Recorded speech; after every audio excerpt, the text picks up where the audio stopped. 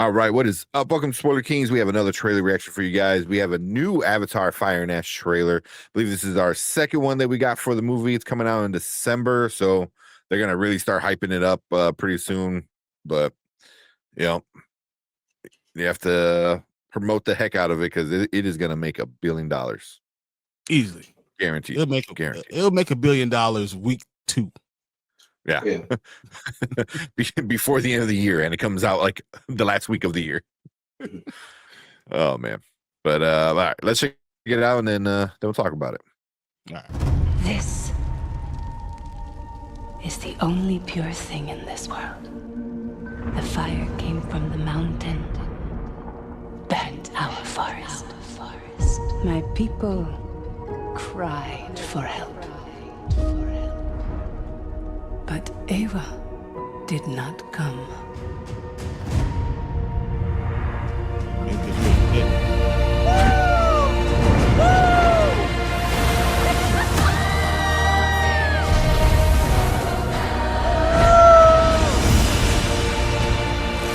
Oh, that's gonna look awesome in 3D. This world goes much deeper than you imagine.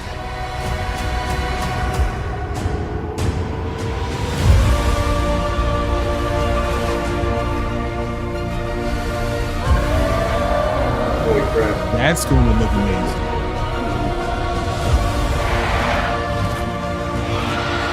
Protect your sisters. Yes, sir. Stand to cover.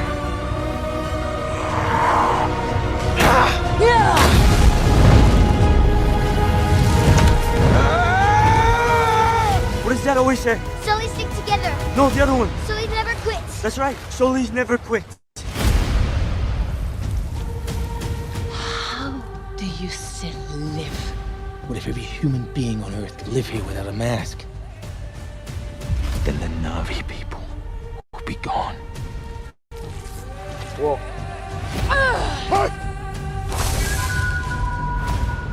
You want to spread your fire across the world. You need me. We must fight! I call upon the warrior mother.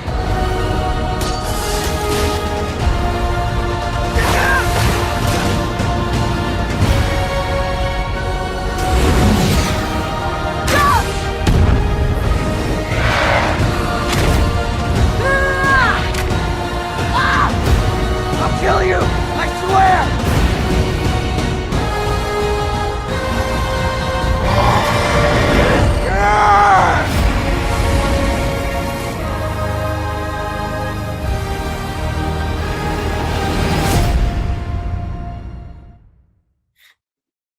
Damn. You know the first thing I thought of?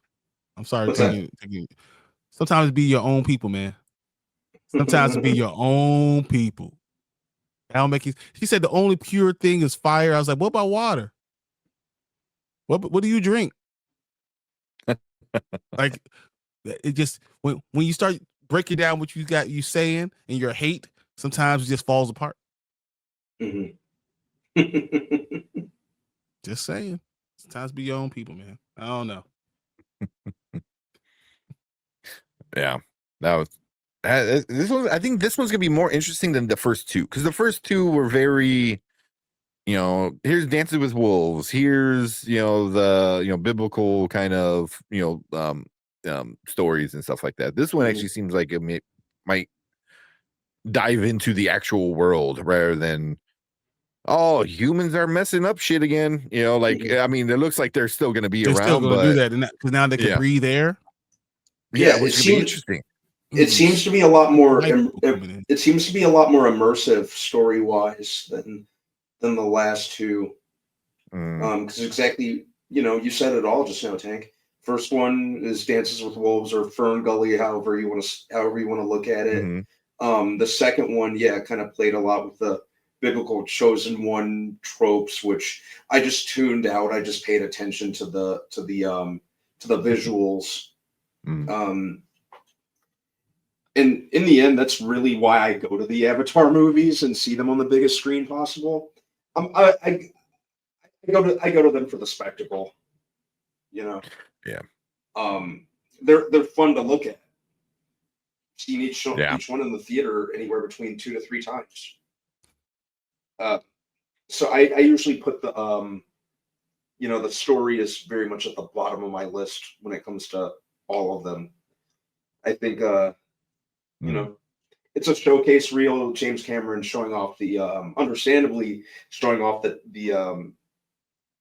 tech that he developed and the visuals that he developed for these movies. That's really what I'm there to watch. Yeah. So it looks great. I can't wait to. It's going to be an IMAX 3D watch. Oh yeah. I mean, there's no other movie I ever like care to watch in 3D except for the Avatar movies. I was exactly. like, yeah. Exactly. They're just. It's pure spectacle. They're fun to look at. I just thought about Jake Sully as a dude, pretending to be a dude, disguised as another dude. He's literally that. He's literally that. Like that. He's literally that. Like it's crazy. I'm starting to think about it. The more I think about it, it's Tropic Thunder. It's crazy, and he's the one leading. Why does he get to lead them? I don't understand. This. Yeah. Yeah, the first Last Samurai. One, yeah. The first, yeah, it's definitely Last Samurai. It's definitely Last Samurai. It definitely is the Last Samurai, which kind of drew. If I'm being honest, I drew parallels between the Last Samurai and Dances with Wolves at the time when it came out. He's an actor, playing the dude disguised as another dude. Literally in this movie. Yeah. And then he has to be the savior. I don't understand that part. And that Awa thinks about that, not her people that she saved all these years. They chose this off-worlder guy to do it. I just always have a problem with it. Now, as you said, Brandman, this is beautiful. Yeah, it's incredible. There's scenes in there where they mix, live action like looks along with animation, and it just looks incredible. Yeah, the photo real CG. Look at that shot of whatever the new Navi character's name is. Yeah. That looks real, man. That's like crazy. Yeah, like the photo real visuals are absolutely incredible. I just kind of sit there transfixed. Like that. That's crazy. Exactly. If I didn't know any better, I think that was like a real shot of real people from a distance. Yeah. That just happen to have tails. but yeah, I just think they're great to look at. But how much when do you say that's enough's enough? That's crazy. Honestly, I think you might wear out your welcome after 3 movies. I don't really see how much story James Cameron thinks he can squeeze out of 5 of them. He hasn't done a story yet, so he can just continue to do. He's going to do another story. He'll just go to Quran. Yeah. Well, let me ask you guys. Let me ask you guys this: like, when you sit through an Avatar movie, or do you find yourself thinking about the storyline very hard? When I walk out. When you walk out. Yeah. When I afterward. I'm like, man, was this? Was this really good? And Did then this further, actually make sense? Or is this really pandering to me, and I'm allowing this to happen? Am I part of the problem? It forces me to look in the mirror and say, am I part of the problem?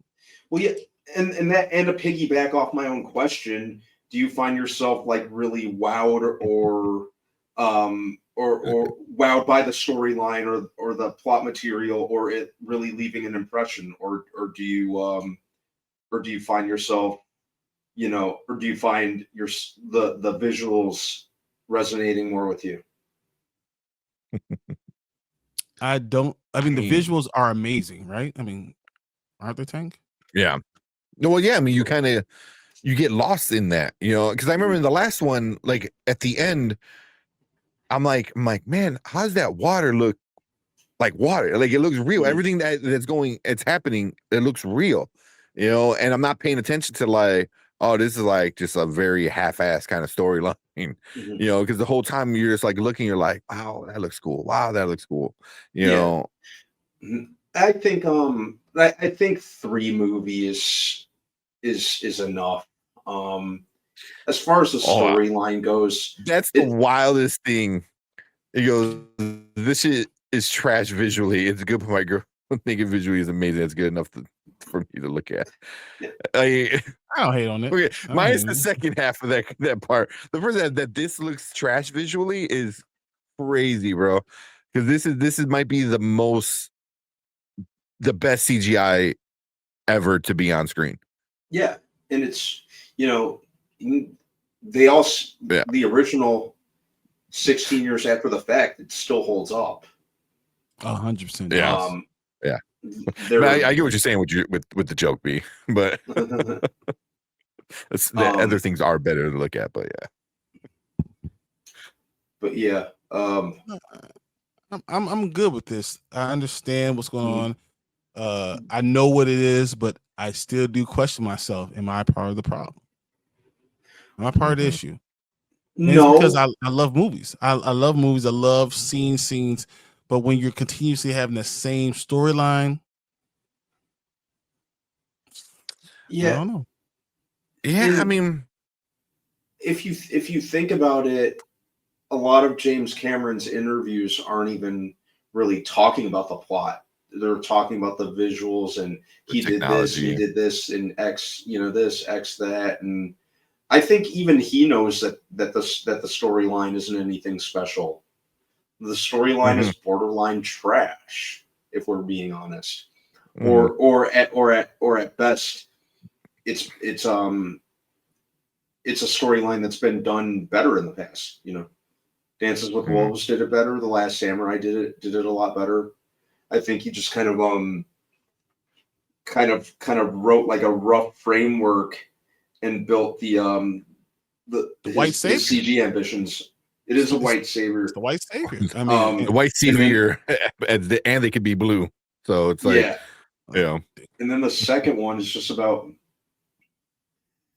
and I'm talking about the character of Spider here. It's about a poser. It's about a wannabe. It's about a white dude with dreads and the biracial family who enables him.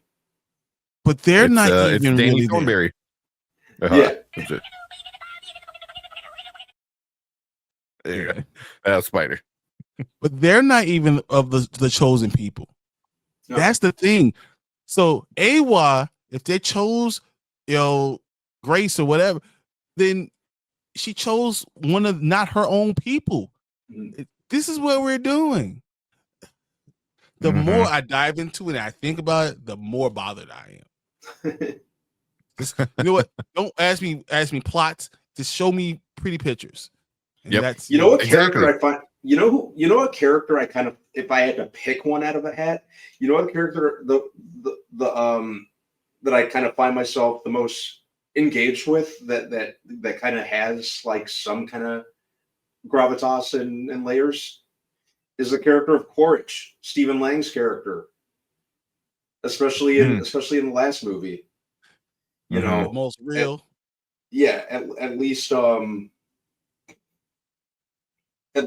movie 1 to movie 2, there was, they kind of like did something fairly interesting with him, I thought. And Stephen Yeah. Lang just was great in the role. He Yeah, was the one that I kind of, he fits that. mhm. He was the only one that I kind of not necessarily invested in, because I didn't really invest in too many of the characters. I think the characters are kind of one note in You the know Avatar vaguely who movies. they are, but they don't really matter that much. It's a Yeah, vague understanding. they're archetypes at best. But Yeah. I think the But it's character of crazy that the one that matters the most is Stephen Lang's character. yeah, Like he was the bad guy in the first one, and then he becomes a big problem in the second one. And in this one, it looks like he's still the problem, and it looks like he's gonna make other Navi a problem too. So it's mhm. like like he's the one that matters the most because like Sully is just like oh, I got my family. Yeah, it's like I don't know, like he just seems very unimportant. Sully is like an NPC, or yeah, Sully is.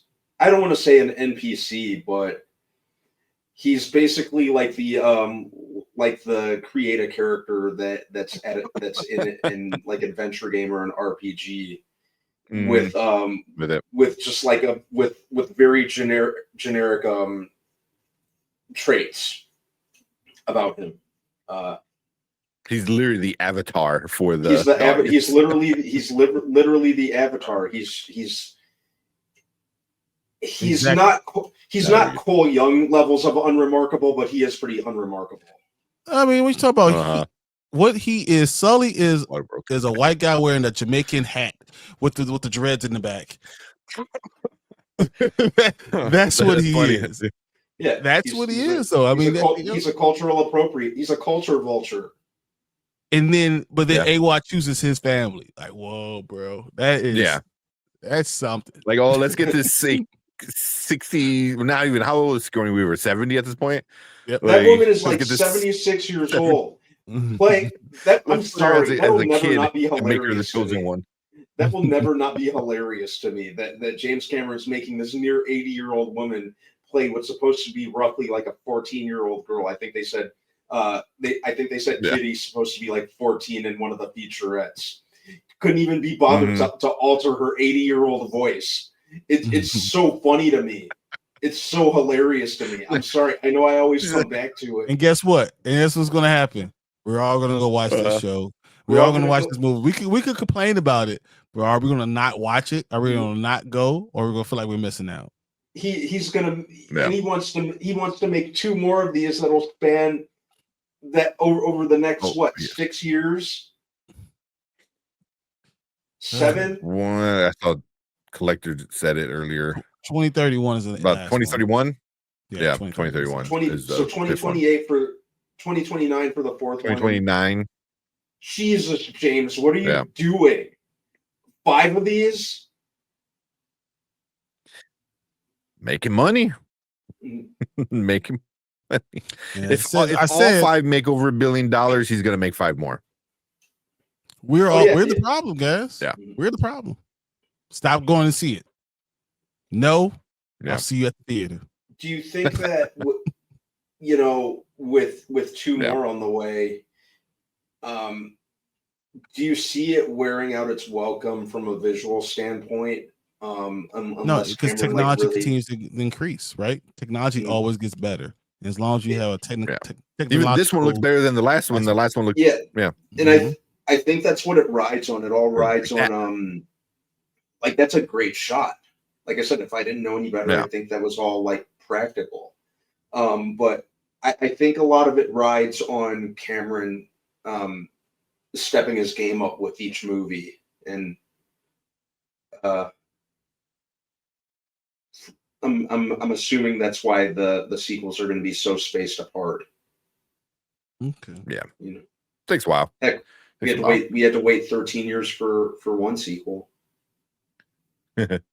Well, yeah.